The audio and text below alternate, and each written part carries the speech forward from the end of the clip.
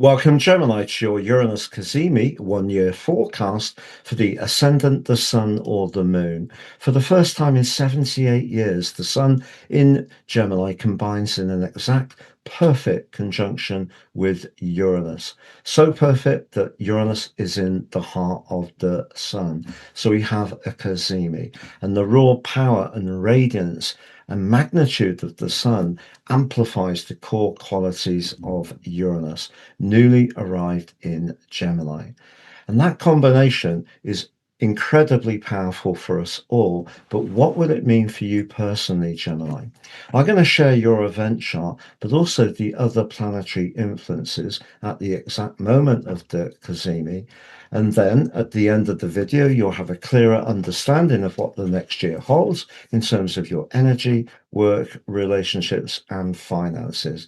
I'm astrologer Patrick Arundel. A very warm welcome. If you've yet to subscribe to my channel, please do so now to help it to continue to thrive. But please also click or tap the bell notification symbol.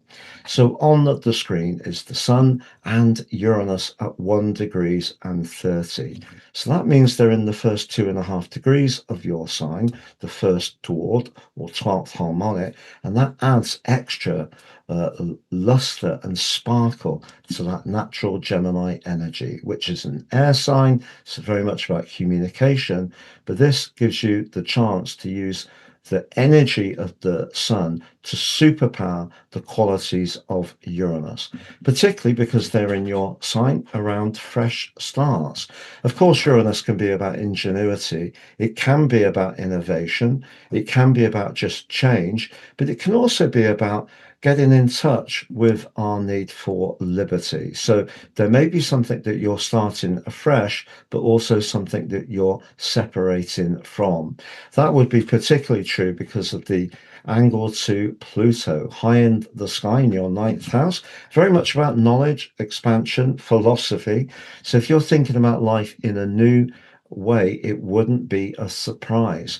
But equally, this combination can help to inject extra spark into an ongoing strand that's important to you that may have got a little too settled and stale. And that's one of the great things about the electric energies of Uranus. It challenges the status quo. And that gives you a chance, therefore, to reassess, but also receive some different ideas. But if you are planning something new, having your ruler Mercury in a residence on this event is truly significant.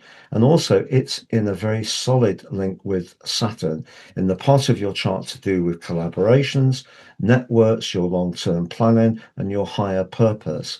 But what Saturn can do is just slow things down a little bit and help you to make sure that you do the research and also structure the ideas you have in a way that could make them work out.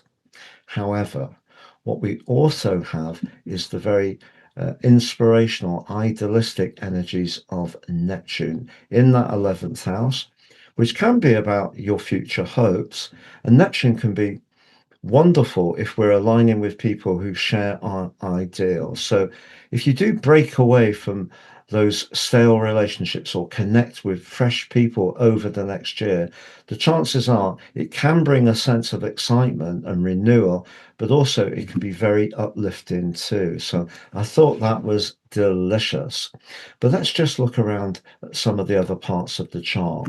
If we think about house 3, it does have an echo of your zodiac sign, quick communications, quick journeys, being able to pivot quickly with our ideas and those communications. Very much a Gemini theme.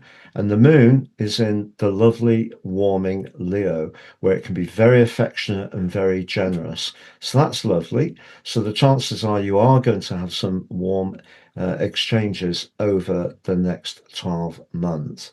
But what about your financial situation? Well, you're fortunate enough to have the two planets of fortune in your second house, the lesser benefic in the guise of Venus and the greater in the guise of Jupiter. But we just need to be conscious that Venus is in a square with Neptune. So if you're planning something that's different and fresh, very inspirational, and you do want it to monetize. You're going to do that planning with the help of Saturn, but you do need to be very realistic, because that aspect between Neptune and Venus can distort reality, maybe kid us into thinking that something will work out easier than it will. And because Venus, of course, is very much about relating in uh, the nurturing sign of Cancer, its absolute square with Neptune suggests we could encounter someone in our group interactions, our friendships, that we may have a sensual connection with, and that person may seem very nurturing, but actually it may not be what it seems. So, very important over the next year, if you meet someone new or you're making a big decision about your romantic relationship, that you're trying to cut through the fog, which can come from Neptune. Now, the other standout energy is Mars. Mars has just entered your 12th house. Mars in the 12th house for around about the next 6 weeks can be a little bit of a turbulent energy. It has a tendency to rake up issues that we thought were settled. So maybe things to do with our past, to do with loss, hurt, disappointment. So Mars is going to see your moods a little bit up and down over the next few weeks, but it's in a brutal right angle with Pluto. And Mars in the 12th house in traditional astrology is very much about secret enemies. Pluto, very much that power dynamic. So even if you're stepping into the future or into the present in a very exciting and sparkling manner, you just need to be sure of the politics of situations, because Mars and Pluto in that square suggests that there could be someone who doesn't align with your worldview and won't necessarily tell you that they don't, but there could be the potential for intrigue and plots. Mars in that 12th house, very, very conscious of those uh, people that you're not so keen on. Do you know the old saying of keeping your friends close, but keeping your enemies closer? I think that's something to bear in mind. But the other influence to tell you about on this event, Gemini, before I summarize those four areas, is the nodal axis, because the North Node has been encouraging you since January 2025 to trust the process when it comes to your worldly interactions. And the South Node, very much to do with your past place of comfort where you've retreated to. This may, of course, not be your nodal axis in your natal chart, but in terms of overall Gemini experience over the time since then, the North Node's been pushing you into the limelight. But this particular event challenges these two in a T square.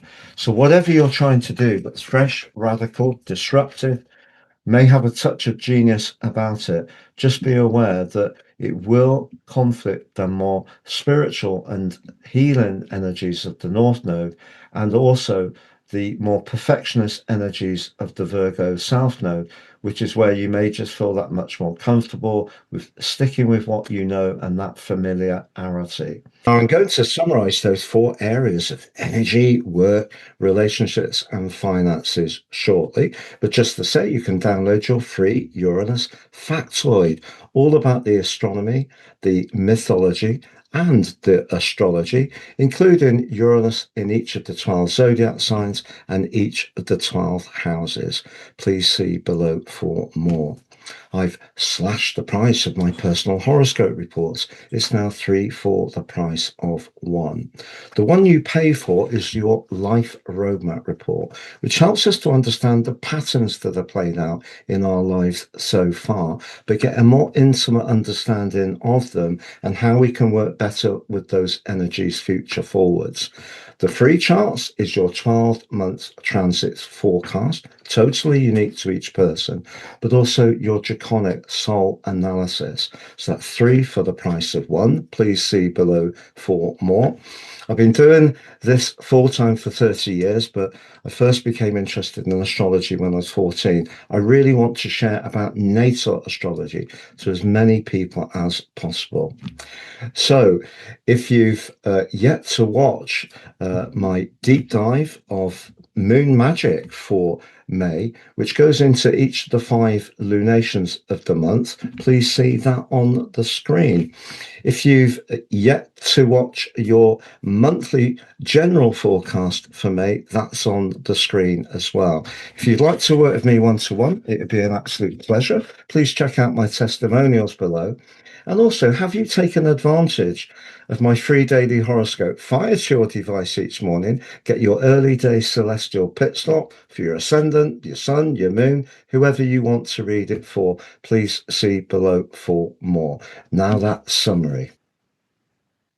So in terms of your work, if you're in an environment where you can be very creative and you are given the scope to express yourself, or you work with technology or science, anything that's cutting edge, I think this is going to be an extremely exciting year ahead.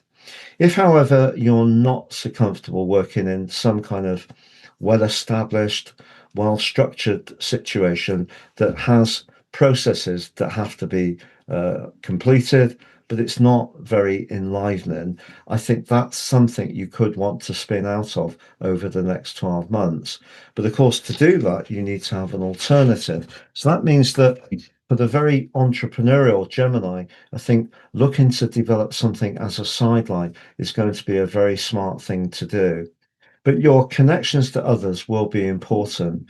So when it comes to working in a traditional environment or for yourself, who, as much as what you know, and the quality of those links is going to be very helpful to you. If you feel you're on the right track with what you're doing at the moment professionally, do listen to your instincts with the North Node, but that doesn't mean to say that you won't want to inject into your job some new and fresh approaches.